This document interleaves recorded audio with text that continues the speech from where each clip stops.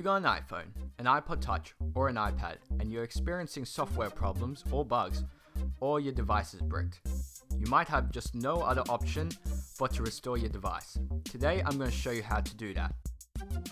Step 1.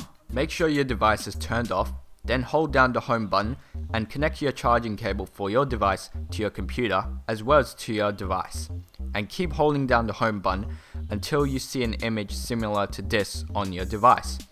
If you see this image, you have successfully entered recovery mode. Step 2.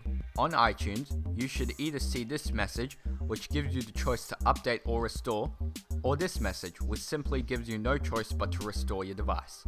But either way, close the message, then press the restore button in iTunes and wait for the restore image to download, which of course depends on your internet speed. Once the image has been downloaded, it should automatically restore your device.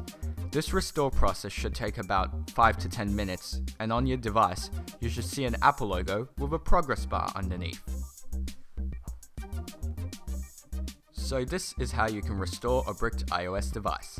If you have any questions or comments, please leave them below. Thank you for watching and see you all in my next video.